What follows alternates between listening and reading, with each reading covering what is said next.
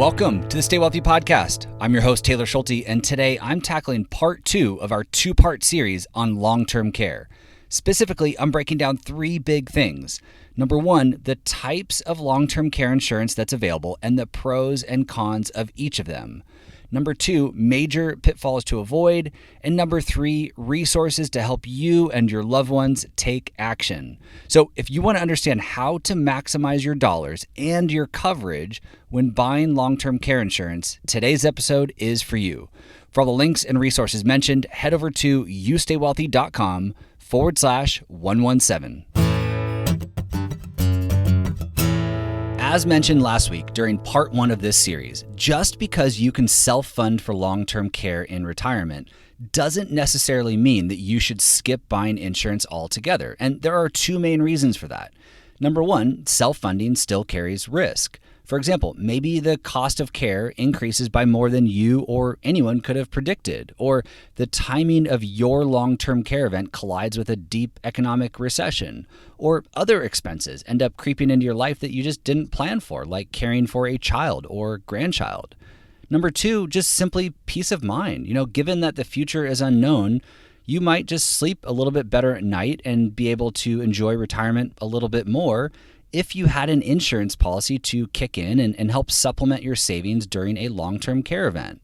And in case it doesn't go without saying, if you determine that you can't self-fund for long-term care, buying insurance is likely a smart move since most of us will experience some sort of long-term care event during our lifetime. Now, before we break down the long-term care insurance world, let's just quickly talk about when you would consider buying insurance.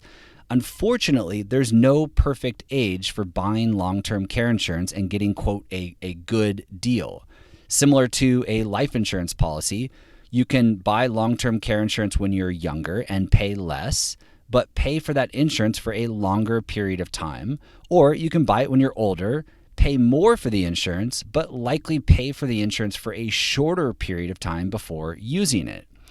With all that being said, a Genworth study that I came across suggests that couples should shop for a policy at age 55 if they want the best combination of coverage and affordability, and single individuals should consider insurance between the ages of 60 and 65. And for what it's worth, these suggestions reflect the actual purchasing behavior of people pretty accurately.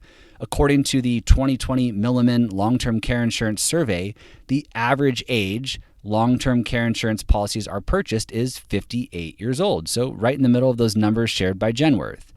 Now that we have a general idea for when to look into buying long-term care insurance, let's break down the 2 types of insurance options that are available. The first is traditional, or sometimes called a standalone policy, and the second is a hybrid policy. Let's start with the first one, a traditional long-term care policy. This is very similar to your typical auto insurance policy. You pay a monthly premium to purchase a certain amount of coverage. And just like an auto policy, your monthly premiums may be subject to increases over time. Also, like an auto policy, the goal is to never have to file a claim. On the flip side, if you never file a claim, you've essentially thrown money down the drain every month, every year for a long period of time.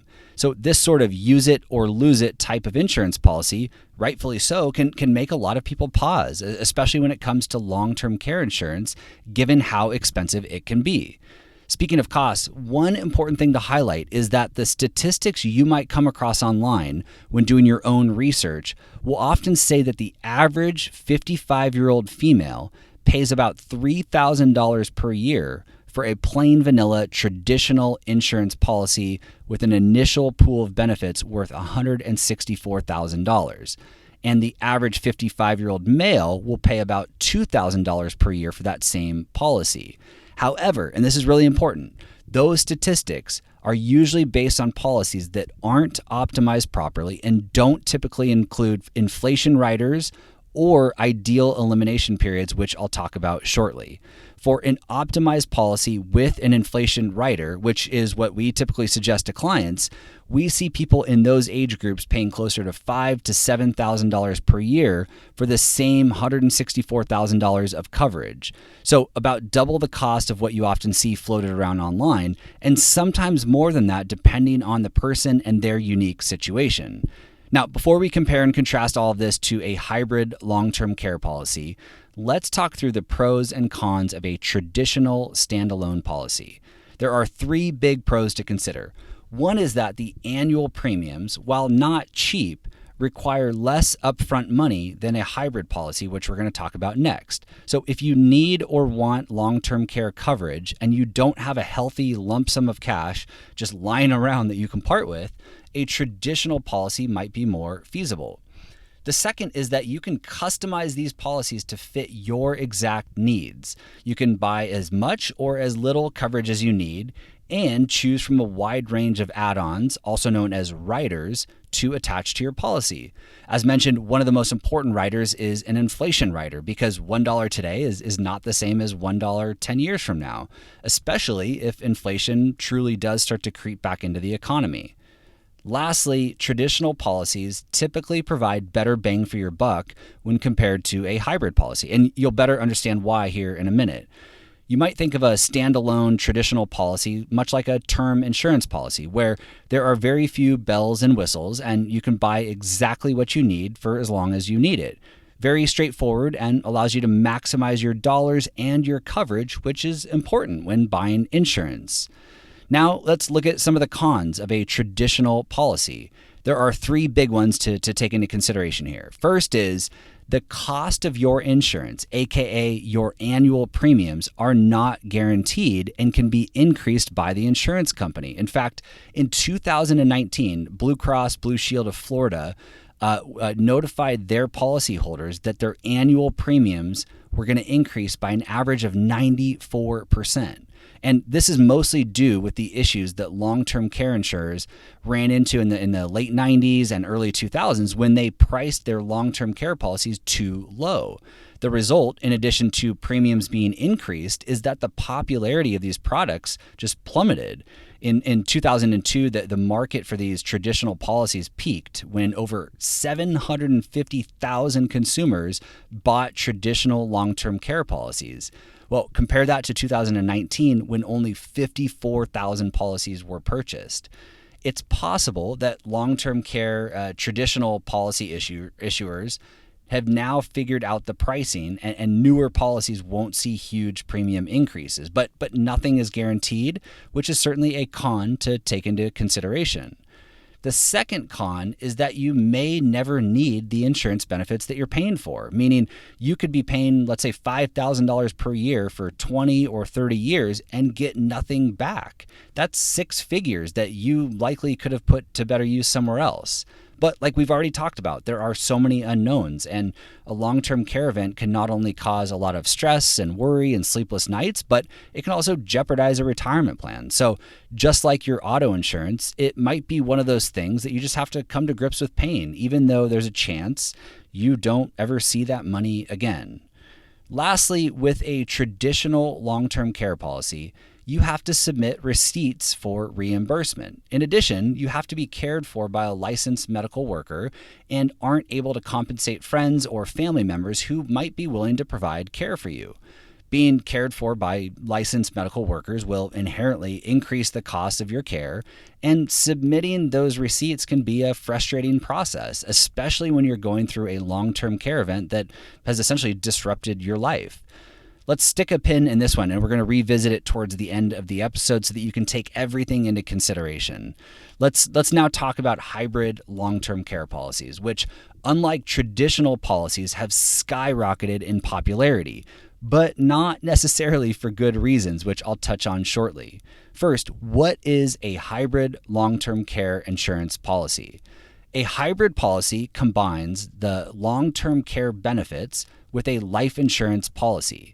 They are essentially, as you might know, indexed universal life insurance policies with long-term care benefits added as a rider to the policy. These policies are funded with a single lump sum of money, and you don't make any other recurring payments. So, for example, a healthy 55-year-old man could buy a hybrid policy for, let's say, $100,000 and potentially get long-term care benefits worth $500,000. He might also get a death benefit around $150,000 or $200,000. In other words, if he buys this hybrid policy today and dies tomorrow, his heirs will receive the life insurance death benefit of $150,000 or whatever he was approved for. That $100,000 premium isn't flushed down the drain. However, if he does tap into the policy while he's alive for long-term care expenses, that death benefit can get reduced, in some cases down to zero. In other cases, there is a minimum guaranteed death benefit no matter how much of the policy is used for long-term care expenses. To summarize, your long-term care benefits are essentially being funded in part by the life insurance death benefit that's part of the contract.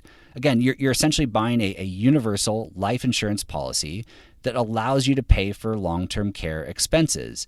In some cases, long-term care expenses might be above and beyond that death benefit, but the insurance companies have done the math, and they know that, on average, across a large pool of people, they're going to come out ahead.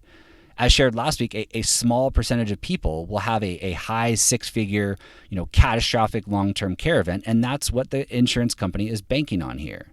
Now, a few things to note. Number one, some or all of that $100,000 that this hypothetical man used to buy this hybrid policy can actually be returned to him if he changes his mind a year down the road or even 10 years down the road. The $100,000 is losing money to inflation every day, and it's not earning any interest, but it's comforting to know that you can get some or all of your premium back if you ever decide that you no longer need or want this policy. The exact amount you can get back depends on the insurance company and the policy that you buy. So be sure to get a good understanding of what's referred to as the return of premium if you end up going this route.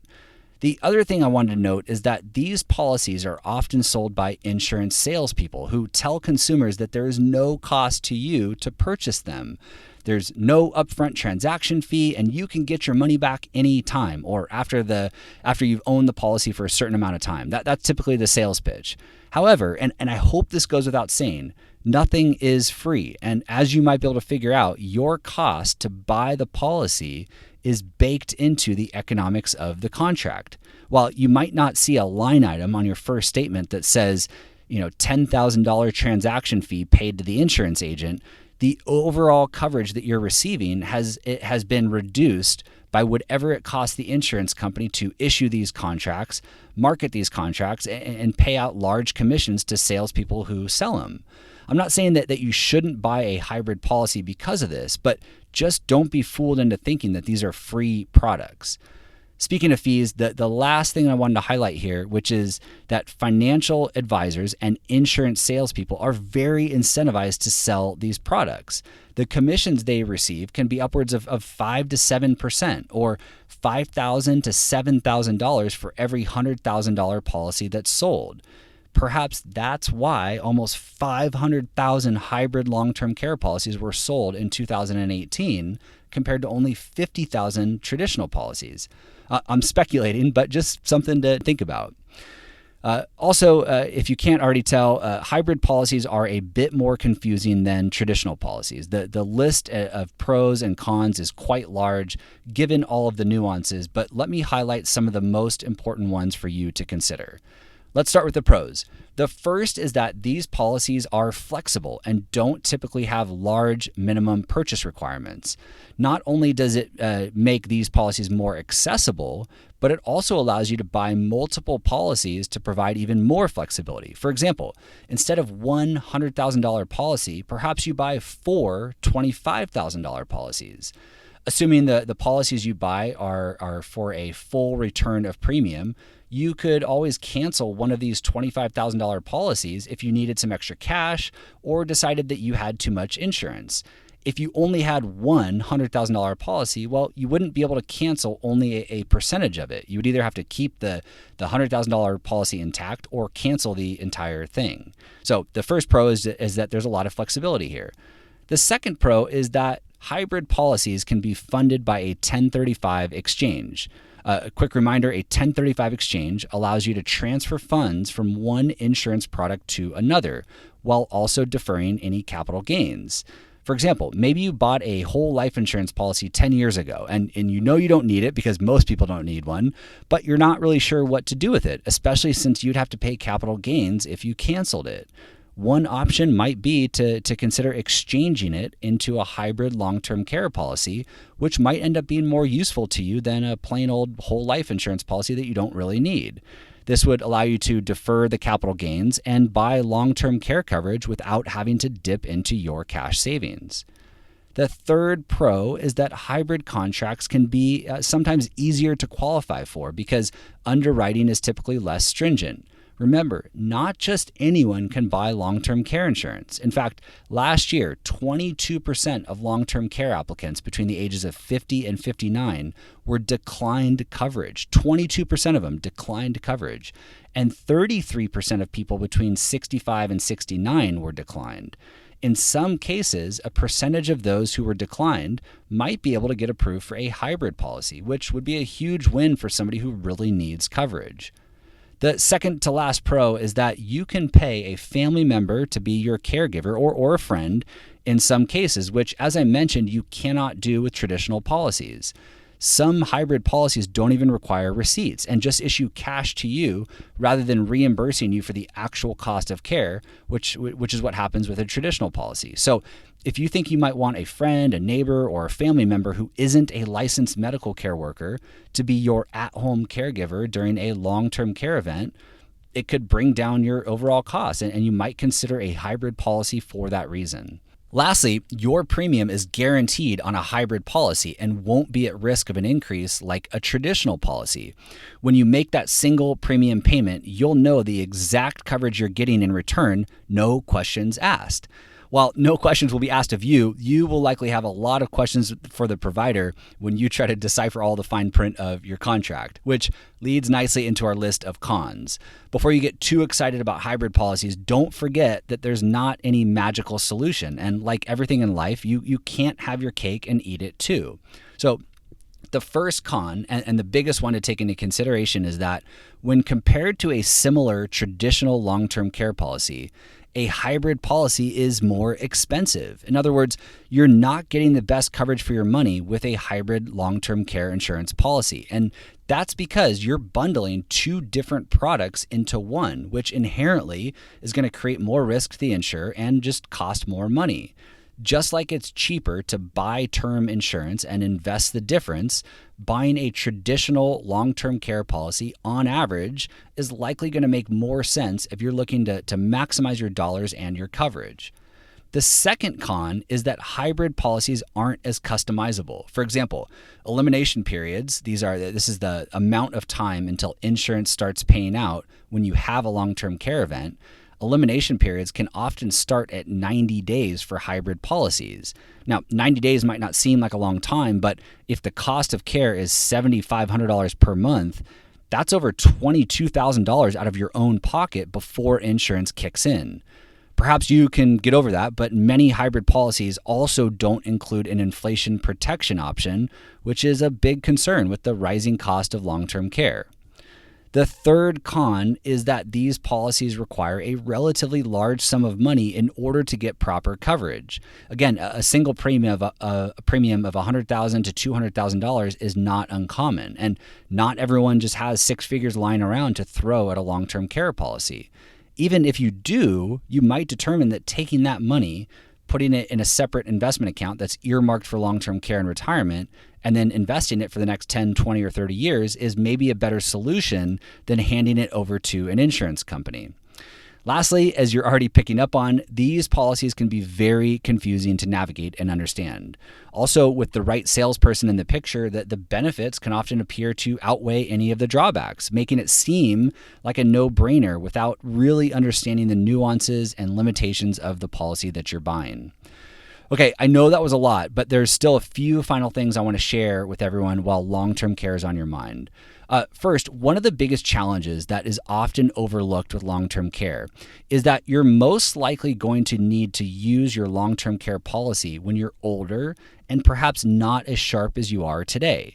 Insurance companies are really good at making policyholders jump through a lot of hoops in order to tap their benefits and file a claim, especially with traditional policies, leading many people to just give up and pay for expenses out of pocket.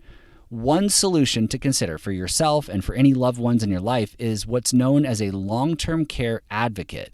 This is a person that will work with the insurance company on your behalf until your benefits are paid out. There are two patient advocacy groups that I'll link to in the show notes. One is the Alliance of Professional Health Advocates, and the other is the Professional Patient Advocate Institute. I will also link to a long-term care partner of ours who I've worked with for years, who not only sells long-term care insurance policies, but she's also a long-term care insurance advocate. Her name is Linda Yonke at Yonke Consulting and Long-Term Care Alliance. I'll put her information in the show notes. Mention my name to her, and she'll take good care of you and get you in the right hands if she can't help. The second thing I wanted to leave you with is that given that long-term care insurance can get expensive quickly, some couples decide to only buy insurance on the female spouse because women have longer life expectancies and are more likely to need long-term care than men. In fact, 64% of long-term care claims were paid out to women in 2018.